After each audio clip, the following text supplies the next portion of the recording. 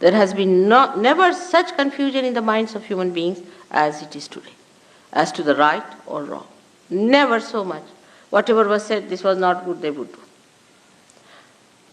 knowingly that they are doing wrong. If they were good people, they would say, all right, this is good, we'll do the good.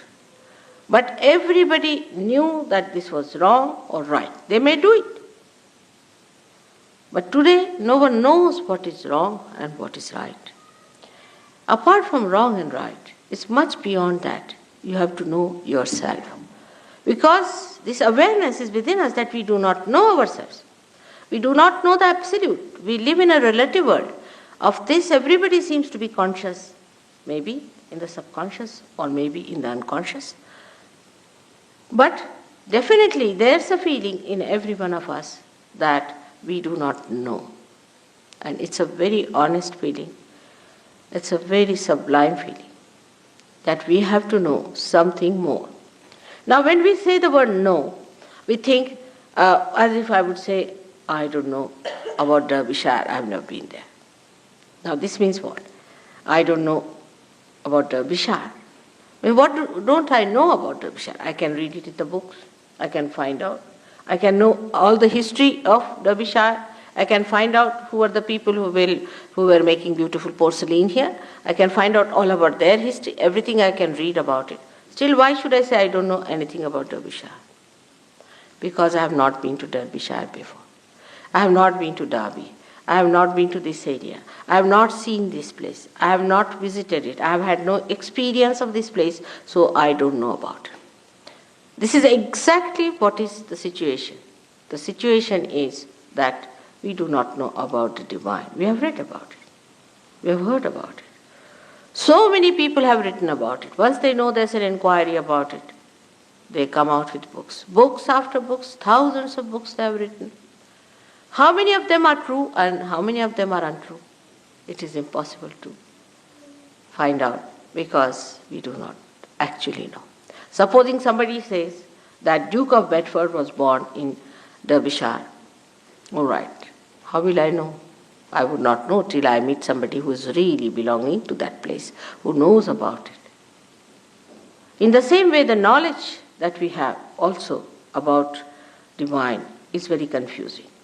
But this is not knowledge. This is never the knowledge. The idea of knowledge comes to us as if it is a kind of an answer to our inquiries which is rational, which we can understand intelligently through our intelligence. But now this area is beyond intelligence, beyond rationality. Beyond all that is limited is the unlimited area. All such unlimited areas can be only known by experience of your awareness. Now this one should understand is a very delicate thing, how to know something, an experience of our awareness. Not an experience, you suddenly see a light, so it's an experience. I mean, you can always see a light. It's so great. The people feel about it that they have seen some light suddenly sparking before them. Nothing so great. There could be some areas from there a sparking can come and maybe it is of no use to you, but just you might feel that you have experienced. So one must know that seeing is not experiencing. For example, a dog sees this instrument. But what does he know about it? He sees it.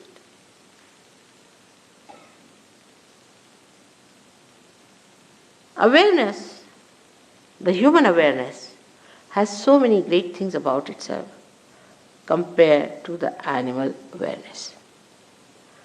For example, we can say the awareness of beauty, animals don't have. Awareness of cleanliness, animals don't have. Human beings have these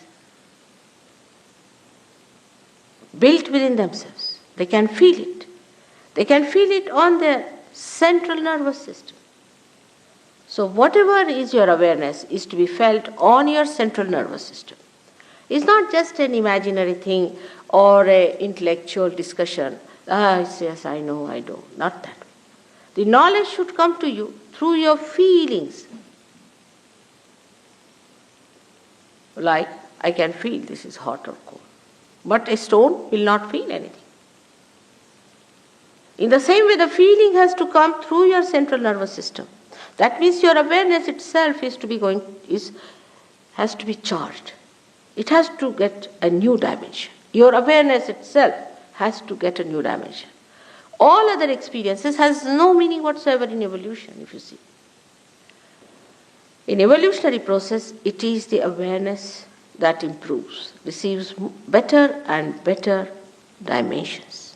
And these dimensions have reached its maximum at the time when you become a human being, where your awareness is just ready to receive the awareness of the universal being, of the collective being, so that you become the collective being. Now, I would like to tell you about this within ourselves, how we are placed. For every practical purposes, you should not take me for granted. But you should not also deny what I tell you.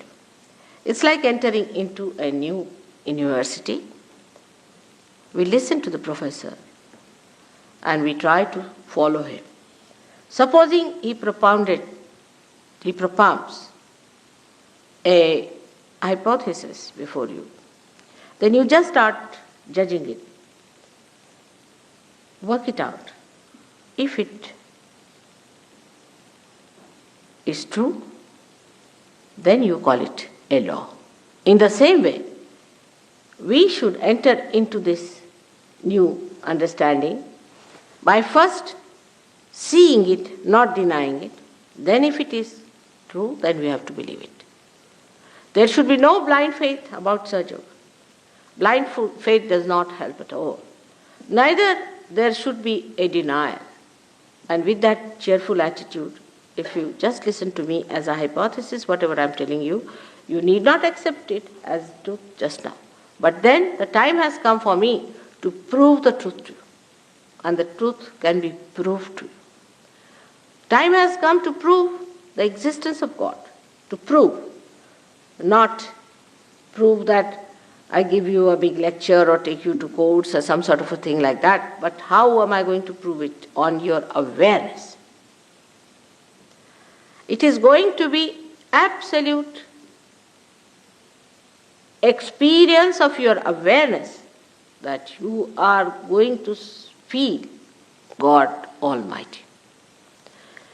Time has come to prove the scriptures, all the scriptures.